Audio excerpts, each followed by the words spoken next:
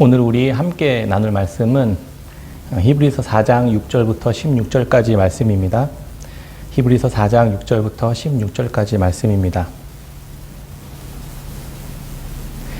그러면 거기에 들어갈 자들이 남아있거니와 복음 전함을 먼저 받은 자들은 순종하지 아니함으로 말미암아 들어가지 못하였으므로 오랜 후에 다윗의 글에 다시 어느 날을 정하여 오늘이라고 미리 이같이 일렀으되 오늘 너희가 그의 음성을 듣거든 너희 마음을 완고하게 하지 말라 하였나니 만일 여호수아가 그들에게 안식을 주었더라면 그 후에 다른 날을 말씀하지 아니하셨으리라.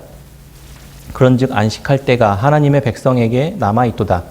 이미 그의 안식에 들어간 자는 하나님이 자기의 일을 쉬심과 같이 그도 자기의 일을 쉬느니라. 그러므로 우리가 저 안식에 들어가기를 힘쓸지니 이는 누구든지 저 순종하지 아니하는 본에 빠지지 않게 하려 함이라. 하나님의 말씀은 살아있고 활력이 있어 좌우에 날선 어떤 검보다도 예리하여 혼과 영과 및 관절과 골수를 찔러 쪼개기까지 하며 또 마음의 생각과 뜻을 판단하나니 지으신 것이 하나도 그 앞에 나타나지 않음이 없고 우리의 결산을 받으실 이의 눈앞에 만물이 벌거벗은 것 같이 드러나느니라. 그러므로 우리에게 큰 대제사장이 계시니 승천하시니 곧 하나님의 아들 예수시라. 우리가 믿는 도리를 굳게 잡을지어다. 우리에게 있는 대제사장은 우리의 연약함을 동정하지 못하실 리가 아니요 모든 일에 우리와 똑같이 시험을 받으신 이로되 죄는 없으시니라. 그러므로 우리는 긍휼하심을 받고 때를 따라 돕는 은혜를 얻기 위하여 은혜의 보좌 앞에 담대히 나아갈 것이니라. 아멘. 네. 종종 우리 TV에서 출연자들이 갑자기 멍해지는 충격을 받는 장면들을 보게 됩니다. 그러면서 밑에 자막에 여긴 어디? 나는 누구? 이런 자막이 달리는 것을 보게 됩니다. 하고 있었던 일에 갑자기 회의감이 생기거나 아니면 이렇게 머릿속으로 이제 더 이상 사고를 할 수 없는 상황에 봉착하게 되면 소위 멘붕이라는 상태에 빠지게 될 때 이런 자막들을 보게 됩니다. 우리 운전할 때 특히 종종 이런 순간들을 경험하게 됩니다. 가끔씩 고속도로에서 길을 잘못 들었을 때 이런 경험을 합니다. 이럴 때는 얼른 다시 집중해서 내가 지금 올라탄 도로가 어디에 놓여져 있는, 어디를 향하는 길인지, 또 어느 방향을 향하고 있는지, 그리고 원래 내가 가려고 하는 했던 목표와 방향이 어디인지를 확인하고 다시 돌아 나오는 것이 가장 빠른 길입니다. 우리가 살아가는 인생은 조금 더 복잡하지만 비슷한 원리가 있는 것 같습니다. 나는 누구며 또 어디서 왔고 또 어디를 향해 가는 것인가. 이 질문은 모든 사람들에게, 인류 모든 사람들에게 주어진 풀어야 할 과제이자 숙제가 아닐까 생각합니다. 모든 인류의 이런 오랜 숙명과도 같고 또 이게 본질적인 이 철학적인 질문인 이 문제를 지난주에 우리 초등학생 아이들과 함께 이야기 나누었습니다. 이번 주에 특별히 말씀을 묵상하기보다는 이 아이들이 직접 주제를 정했습니다. 나는 누구, 여긴 어디, 이렇게 주제를 정했습니다. 그래서 성경의 이야기로 이 주제에 대해서 함께 대화를 나누는 시간을 가졌었습니다. 우리끼리 바이블 토크 콘서트다 이렇게 하면서 이제 이렇게 이야기를 나눴는데 과연 초등학생 아이들과 이 어려운 이야기, 이 질문에 대해서 같이 이야기가 잘 통할 수 있을까요? 생각보다 너무 잘 통하고 통할 뿐만 아니라 의외로 잘 이해하고 재미있게 대화를 나눌 수 있었던 그런 시간이었습니다. 예를 들어 이렇게 아이들에게 질문했습니다. 내가 어느 날 망망대해 위에 이렇게 홀로 배 위에 남겨져서 눈을 이렇게 떴다 라고 한다면 너희들 같으면 이제 제일 먼저 무엇을 하겠니? 이렇게 물어봤습니다. 아이들은 주변을 살피고 제일 먼저 먹을 것을 찾아야 될 것 같아요. 이렇게 이야기했습니다. 그리고 나서 구조 요청을 합니다. 이렇게 답을 했습니다. 우리는 세상에 태어나서 주변에 많은 이야기들을 듣고 또 살펴보고 우리의 정체성을 찾습니다. 그리고 나름의 길을 결정합니다. 또 질문했습니다. 너희들은 왜 이렇게 힘들게 어렵게 공부하고 있는 거야? 이렇게 물어봤어요. 돈을 많이 벌기 위해서 아이들이 대답했습니다. 좋은 대학에 들어가야 되니까요. 성공하기 위해서, 또 편안한 삶을 살기 위해서, 보장받기 위해서, 내가 나중에 하고 싶은 일들을 마음껏 하기 위해서, 이런 대답들이 아이들에게 실제로 쏟아져 나왔습니다. 누구나 생각하고 꿈꾸고 있는 이야기입니다. 중고등학생이나 대학생이나 어른들이라고 해서 이 답안에서 크게 벗어나는 대답이 나올 수 있을까요? 정도의 차이는 있겠지만 아이들이 크게 외친 이 같은 대답에서 크게 차이가 없을 것입니다. 내가 누구인지, 왜 여기에 있는지, 여기는 어디인지를 알 때 이 질문에 대한 답을 얻을 수 있게 될 것입니다. 성경은 이 근본적인 질문에 대해서 우리에게 무슨 이야기를 해주고 있는 것일까요? 오늘 히브리서는 유대인 그리스도인들이 던진 이 비슷한 질문에 대해서 답을 하고 있습니다. 이들은 예수님을 믿으면서 동시에 삶이 크게 변화된 사람들이었습니다. 이들은 스스로 이렇게 생각했을 것 같습니다. 우리는 조상 대대로 유대인으로 살면서 하나님만 믿고 따랐습니다. 우리는 특별히 레위지파 출신의 대제사장 또 제사장 가문에서 나고 자란 사람들입니다. 성전에서 제사를 집도하고 사람들의 죄를 해결하는 데 도움을 주는 이런 막중한 임무와 역할을 초대 우리의 선지자인 모세로부터 부여받았습니다. 위임받았습니다. 그래서 우리는 그것을 충실하게 수행하는 것이 우리의 자랑이고 명예이고 정체성이고 삶의 이유이고 삶의 목적입니다라고 생각하고 있었을 것입니다. 이게 유대인들의 기본적인 사고방식이었습니다. 그런데 이들은 예수님을 믿고 난 후에 이 율법이 예수님으로 인해서 완전히 성취되고 난 이후가 되어버렸으니까 더 이상 이들이 이런 일들에 대해서, 율법에 대해서 할 수 있는 것들이 별로 거의 없었습니다. 역할들이 사라진 것입니다. 하나님의 율법을 행함으로 자신들이 하나님을 잘 믿고 섬기고 있다고 믿어왔는데 이것들이 사라져버린 것입니다. 오늘날 우리들은 어떨까요? 많은 종교적 활동들을 또 열심히 우리가 하고 있었습니다. 모든 것이 다 멈춰버리니까 나는 누구고 여긴 어딘지 이런 멘붕에 빠져버린 것은 아닐까요? 요즘에 우리들의 놓인 처한 현실인 것 같습니다. 이렇게 유대인으로 살아온 이들의 정체성이 바뀌면서 겪는 어려움들에 대해서 히브리서는 그래서 첫 시작을 이렇게 시작합니다. 히브리서 1장 1절 2절입니다. 옛적의 선지자들을 통하여 여러 부분과 여러 모양으로 우리 조상들에게 말씀하신 하나님이 이 모든 날 마지막에는 아들을 통하여 우리에게 말씀하셨으니 이 아들을 만유의 상속자로 세우시고 또 그로 말미암아 모든 세계를 지으셨느니라. 지금껏 조상들에게 선지자들을 보내셔서 하셨던 말씀이 하나님께서 마지막 때를 살아가는 우리들에게는 하나님의 아들을 통해서 말씀해주고 있었다. 과거의 구약에는 선지자를 통해서 말했던 그 이야기가 지금은 아들을 통해서 말하고 있다. 이렇게 이야기하고 있는 것입니다. 우선 그러면 옛적에 선지자들을 통해서 했었던 메시지가 무엇이었을까요? 구약의 하나님의 말씀입니다. 그 중에서도 모세를 통해서 유대인들은 모세를 통해 전해받았던 이 토라 그리고 십계명 이 율법을 이 목숨과 같이 여겼던 사람들입니다. 선지자들은 이 모세를 통해 전해받은 율법을 이스라엘 백성들이 이것을 순종함으로 인해서 구원을 이루고 완성하시는 하나님의 약속에 대해서 선지자들이 계속 이야기해 왔었던 것입니다. 그런데 이제 율법을 지키는 순종에 관한 이야기가 아니라 갑자기 아들에 관한 이야기가 등장합니다. 그 아들로 말할 것 같으면 이렇게 이야기하면서 아들에 대한 이야기들을 시작합니다. 히브리서 기자는요. 왜 그럴까요? 그 구약의 선지자들 했던 이 말씀이 이들이 도대체 무슨 뜻인지 또 무슨 의도인지를 전혀 알아듣지 못하고 제대로 지켜내지 못했기 때문입니다.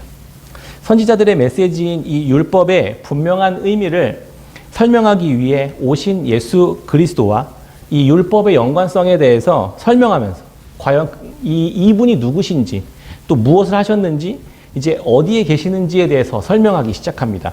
히브리서 1장 3절입니다. 이는 하나님의 영광의 광채시요 그 본체의 형상이시라. 그의 능력의 말씀으로 만물을 붙드시며 죄를 정결하게 하는 일을 하시고 높은 곳에 계신 지극히 크신 이의 우편에 앉으셨느니라. 생뚱맞게도 유대인 그리스도인들의 정체성을 회복하기 위해서 하나님의 아들의 정체성을 이야기해주고 있는 것입니다. 이 아들의 정체성을 이 한 절을 통해 모두 설명해주고 있습니다.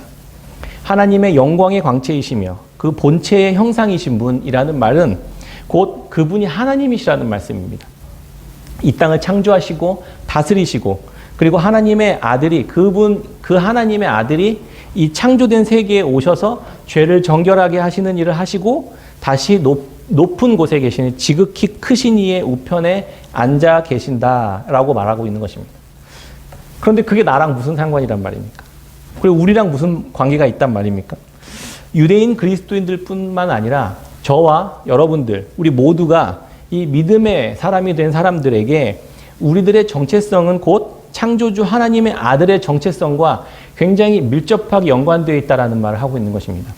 아니, 그것 밀접하게 연관되어 있는 것을 넘어서 아예 그분과 연결되어 있다라고 지금 설명하고 있는 것입니다.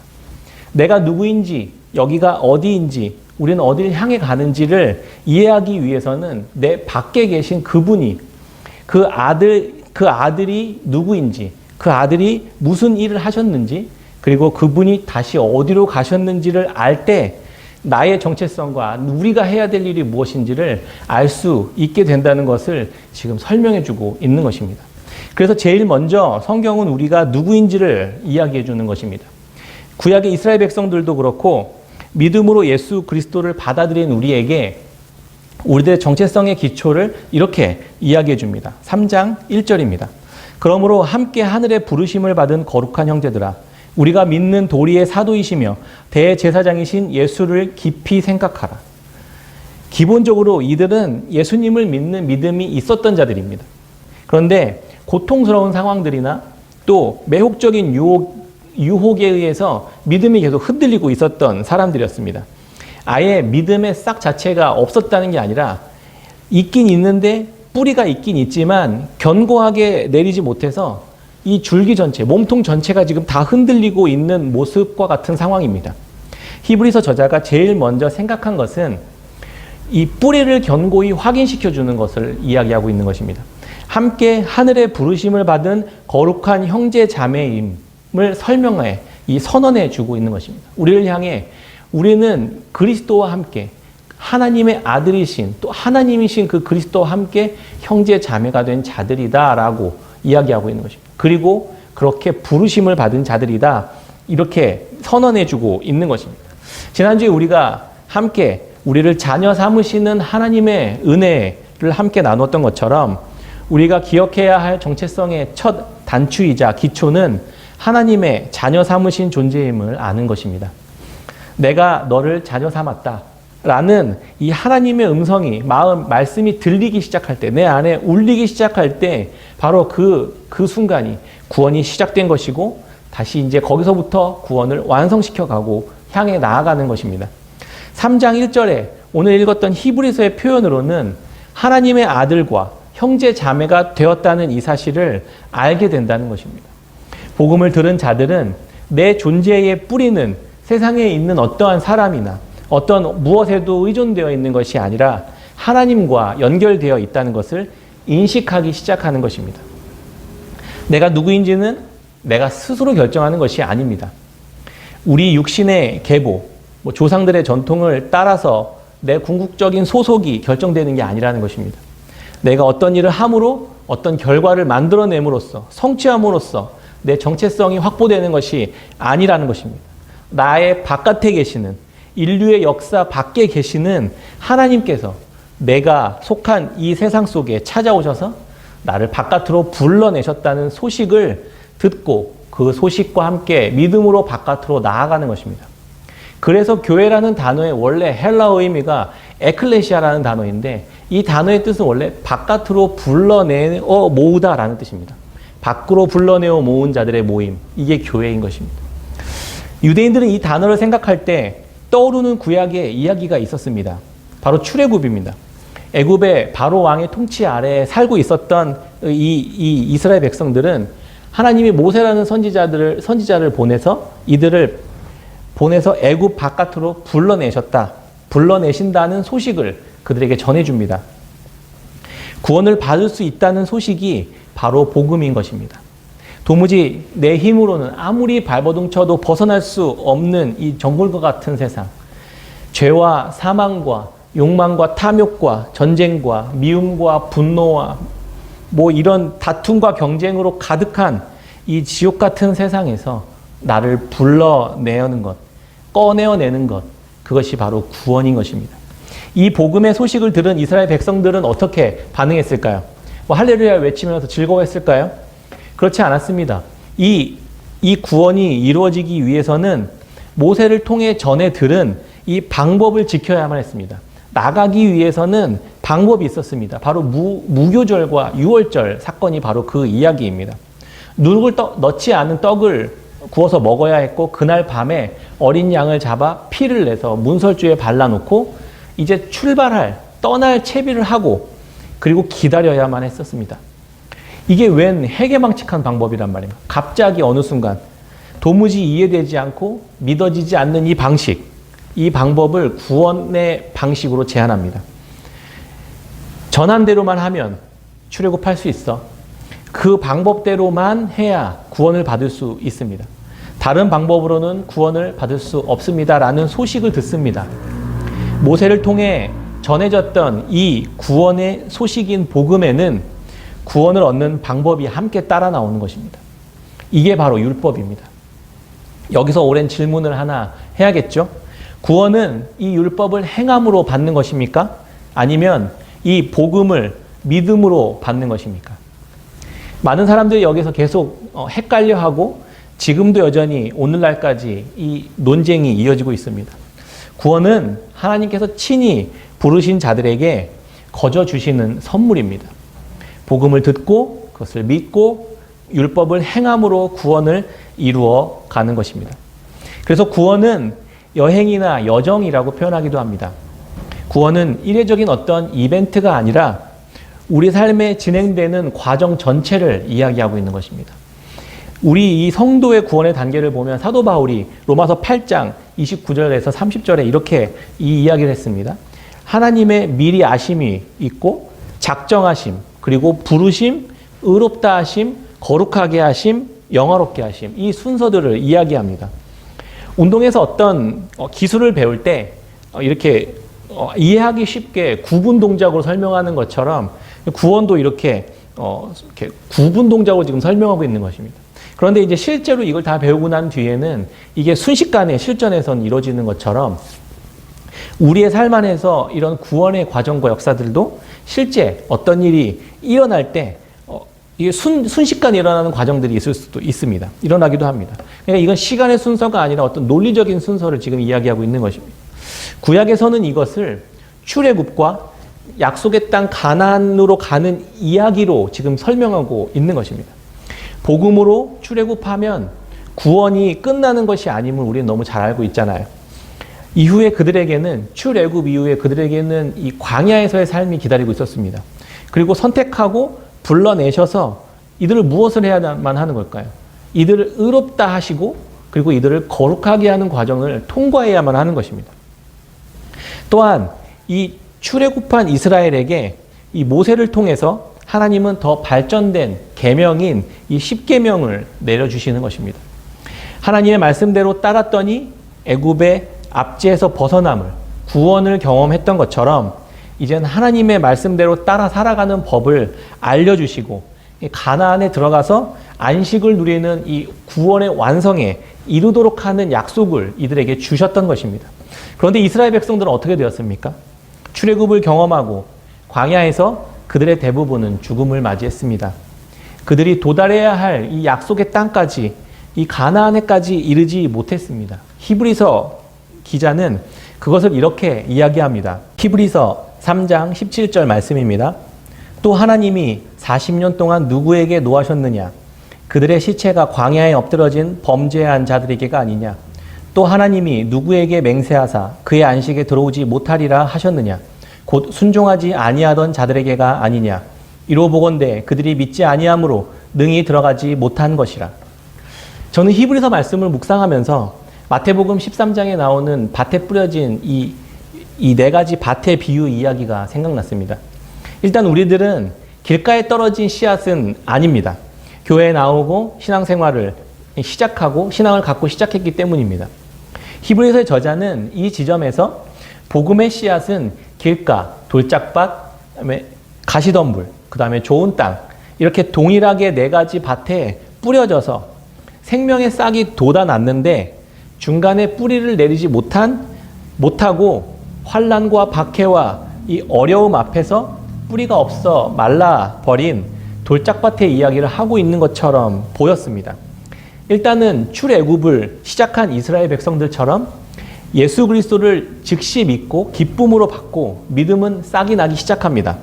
그러나 그 속에 뿌리가 없어서 점점 잠시 견디다가 환란이나 박해가 일어날 때 곧 넘어져 버리는 그러한 돌짝밭에 난 싹의 비유, 그런 상황을 지금 떠올리게 하고 있는 것입니다. 이들은 왜 그렇게 되었을까요?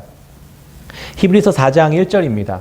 그러므로 우리는 두려워할지니 그의 안식에 들어갈 약속이 남아 있을지라도 너희 중에는 혹 이르지 못할 자가 있을까 함이라.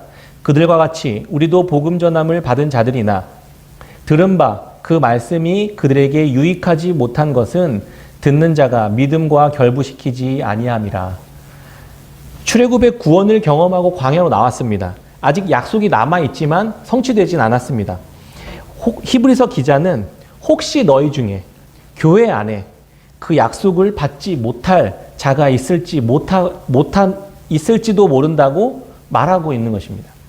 왜일까요? 이스라엘 백성들이 그랬던 것처럼 믿음과 연결시키지 못하는 자들이 있기 때문입니다. 우리는 복음을 들었습니다. 그런데 그 말씀을 들은 자에게 아무런 유익이 되지 못하는 것은 믿음으로 그 말씀에 뿌리를 내리지 못했기 때문입니다. 스마트폰이 아무리 뛰어난 성능을 가지고 있다 하더라도 전원과 연결되지 않는다면 아무짝에도 쓸모없는 고철덩어리에 불과한 것과 마찬가지로 복음이 구원을 완성하도록 할 수 있는 이 율법을 아무리 제시한다 하더라도 믿음으로 그 율법을 순종하지 않는다면 구원은 나와 전혀 상관없는 것이 되어버립니다. 그냥 환상이 되어버리고 마는 것입니다. 그래서 이렇게 대안을 말해줍니다. 히브리서 3장 1절입니다. 그러므로 함께 하늘의 부르심을 받은 거룩한 형제들아, 우리가 믿는 도리의 사도이시며 대제사장이신 예수를 깊이 생각하라. 뿌리를 예수 그리스도께 깊이 내리라는 말씀입니다. 우리의 뿌리를 우리는 어디에 내리고 있습니까? 돈이나 성공, 사람이나 인기나 명예에 계속 뿌리를 내리고 있지는 않습니까? 그곳은 우리의 뿌리를 내릴 수 없는 돌짝들과 같은 것이 됩니다. 그것들은 우리를 지탱해 줄 수 있는 아무런 능력도 없습니다. 결국 그것들이 우리로 하여금 넘어지도록 만들게 할 것입니다. 그러나 예수 그리스도께 뿌리를 내린다면 쓰러지지 않을 뿐만 아니라 약속된 열매를 맺는 결과에까지 도달하게 될 것이라는 이야기를 하고 있는 것입니다. 가나안에 들어가는 것도 마찬가지입니다. 광야에서 모두 죽고 여호수아와 다음 세대들은 약속의 땅 가나안에 입성합니다. 그런데 그것도 최종적인 안식의 땅은 아니었습니다. 그들은 가시덤불이라는 밭을 통과해야만 했습니다. 주변에 아름답고 화려하고 또 쾌락적인 문화와 우상숭배의 환경 속에 이들은 믿음을 지켜가며 하나님의 말씀을 붙들고 계속 순종해가는 삶을 살아야만 했던 것입니다. 하나님의 율법을 믿음으로 그렇게 지키며 살아내야만 했었던 것입니다. 그런데 이들은 율법을 열심히 지켰습니다. 그런데 지키면서 동시에 다른 것들도 함께 마음에 품는 이런 이중적인 모습을 갖기 시작했습니다. 뿌리를 내리긴 내렸지만 가시덤불에서는 제대로 자라지 못한 것입니다. 이 위로 있는 이 가시덤불들이 유혹들이 계속 막혀 있고 찌르고 하다 보니까 계속 우리들의 시선이 분산되고 믿음의 싹이 제대로 된 열매를 맺을 만큼 자라지 못하게 되었던 것입니다. 율법과 세상의 유혹들이 한데 뒤섞여서 엉망이 되어 있기 때문입니다. 기도하고 금식하고 헌금도 하고 제사도 잘 지냈습니다. 그런데 그들의 마음은 그것들로 인해 오히려 높아져 자기의로 삼고 자기의를 자랑하고 율법을 잘 못 지키는, 자기만큼 지키지 못하는 그런 사람들을 오히려 정죄하기 시작했습니다. 어떻게 율법을 지키는데 정죄하는 열매가 맺힐 수 있을까요? 하나님의 말씀은 이것들을 철저히 구별해내시는 것입니다. 믿음에서 나온 율법의 행함이 아님을 하나님은 너무 정확하게 분별해 내시는 것입니다. 이것이 바로 마음이 완고하여 순종하지 않은 상태이다 라고 이야기하고 있는 것입니다. 히브리서 4장 12절 13절입니다. 하나님의 말씀은 살아있고 활력이 있어 좌우의 날선 어떤 검보다도 예리하여 혼과 영과 및 관절과 골수를 찔러 쪼개기까지 하며 또 마음의 생각과 뜻을 판단하나니 지으신 것이 하나도 그 앞에 나타나지 않음이 없고 우리의 결산을 받으실 이의 눈앞에 만물이 벌거벗은 것 같이 드러나느니라. 아멘. 지난주 제가 건강검진을 했습니다. 저의 몸 안에, 몸 속에 안 좋은 질병이 있는지 겉으로는 전혀 알 수 없습니다. 속 안을 들여다보기 위해 제 옷을 모두 다 벗어야만 했었습니다. 또 몸 안을 들여다보기 위해 비싼 장비로 저를 이렇게 진단하고 검색하고 또 기구들을 집어넣어 제 몸 안을 의사 선생님이 샅샅이 들여다보아야만 했었습니다. 단순히 검진을 위해서도 이 정도인데 우리 사람의 마음속 깊은 곳에 있는 마음과 우리 생각을 살펴보기 위해서는 그래서 하나님의 말씀이 필요한 것입니다. 우리는 사람의 마음과 행동의 의도를 우리는 전혀 알 수 없지만 하나님의 말씀은 우리들을 낱낱이 드러내실 수 있는 것입니다. 참과 거짓, 내 생각과 하나님의 생각이, 그리고 행동과 그 이면의 의도와 뜻을 정확히 말씀은 구별해 내실 수 있다는 것입니다. 공동 번역은 그 마음속에 품은 생각과 속셈이다 라고 번역합니다. 하나님의 말씀을 묵상하면 묵상할수록 우리의 생각을 밝히 드러내 보여줍니다. 율법을 계속 들여다보면 들여다볼수록 우리가 어떤 존재인지를 알게 되는 것처럼 말입니다. 스스로도 인식하지 못하고 있는 이 욕망과 죄라는 우리 안에 가득한 가시와 엉겅퀴가 함께 우리 마음속에 뒤섞여 있어서 우리의 마음과 생각을 그렇게 뒤범벅되어 있는 우리의 마음과 생각을 보게 하시는 것입니다. 예수 그리스도를 묵상하면 묵상할수록 그분이 이 땅에서 우리를 위해 하신 일들을 생각하면 생각할수록 하나님의 자녀이자 하늘의 부르심을 받은 형제된 내가 얼마나 예수님과 동떨어져 살아가고 있는지를 선명하게 볼 수 있는 것과 마찬가지인 것입니다. 예수 그리스도께 그래서 깊이 뿌리를 내리고 거기서 흘러나오는 믿음으로 하나님의 말씀에 순종하는지 그렇지 않고 내 속셈은 다른 데에 뿌리를 내리고 하나님의 말씀에 순종하는 흉내만 내고 있었는지를 말씀 앞에 벌거벗은 것 같이 드러나게 될 것이다. 이렇게 이야기하고 있는 것입니다. 이 장면은 제사의 장면을 떠올리게 하지 않습니까? 이렇게 다 하나하나 해체되고 영과 관절과 골수를 다 찔러 쪼개기까지 하고 마음과 생각을 다 나눠 해체시키는 것입니다. 이렇게 해체되면 재물은 결국 죽습니다. 율법에 의하면 우리는 그래서 죽을 수밖에 없는 존재다라는 사실의 결론에 이르게 됩니다. 그렇게 해체되고 죽어서 제사로 드려져야만 하는 우리를 하나님은 큰 대제사장이신 하나님의 아들 예수께 가지고 나아오라 라고 이야기하고 있는 것입니다. 히브리서 4장 15절 16절 같이 한번 읽겠습니다. 우리에게 있는 대제사장은 우리의 연약함을 동정하지 못하실 리가 아니요 모든 일에 우리와 똑같이 시험을 받으시니로되 죄는 없으시니라. 그러므로 우리는 긍휼하심을 받고 때를 따라 돕는 은혜를 얻기 위하여 은혜의 보좌 앞에 담대히 나아갈 것이니라. 아멘. 유대인들은 해마다 때마다 반복적으로 성전에 가서 제사를 지내며 자기 죄의 문제를 해결했던 것처럼 이제 예수 그리스도께서 오셔서 우리의 대제사장 되어주셨다는 사실은 그분이 보좌 앞이 되었다는 것입니다. 그분이 성전이 되었다는 것입니다.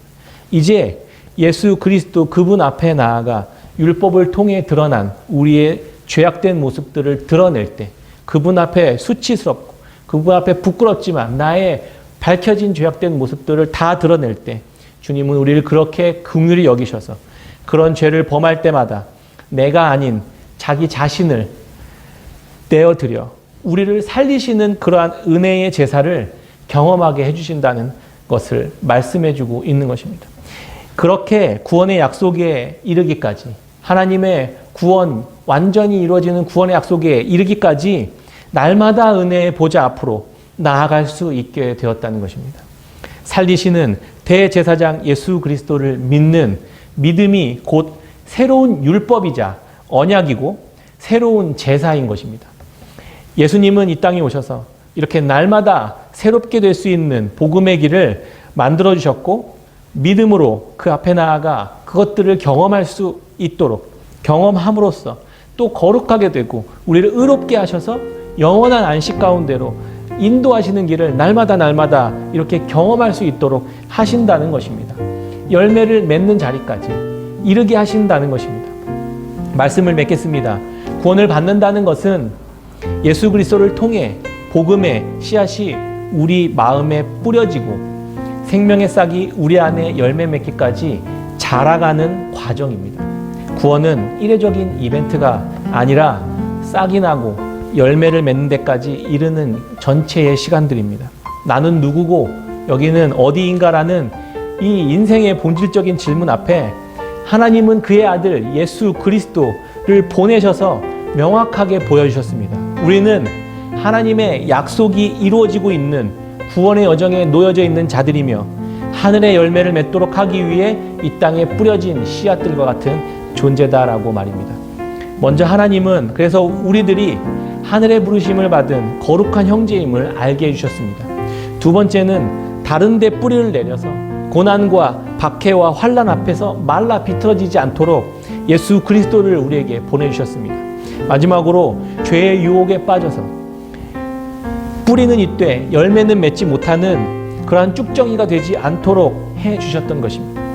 이제 우리는 이 복음을 듣고 믿음으로 영원한 안식을 향해 떠나는 여정에 놓인 자들임을 이해하고 이제 알게 된 것입니다. 우리는 예수 그리스도를 통해 이 세상 바깥으로 부름을 받았지만 그러나 아직은 이 안에 놓여 살아가는 자들인 그러한 정체성을 가지고 있게 되는 것입니다. 세상의 죄와 유혹, 핍박과 환난에서 넘어지지 않도록 예수의 그리스도께 뿌리 내리기를 날마다 힘쓰시기를 바랍니다. 마음을 완고하게 하지 않고 말씀 앞에 나의 생각과 마음을 겸손히 비추며 대제사장 되신 예수 그리스도의 그 은혜 앞에 담대히 나아가 때를 따라 돕는 은혜를 겸허히 구하는 날마다의 일상이 되시기를 바랍니다. 우리 깨끗한 샘교회 성도님들 모두 영원한 생명과 그 안식에 이를 때까지 이렇게 믿음으로 순종하고 하나님 나라에 속한 선한 열매들을 맺어내는 이미 안식에 들어가 있는 자, 하늘의 부르심을 받은 거룩한 형제, 자매님들로 살아가시기를 주의 이름으로 축원합니다. 아멘.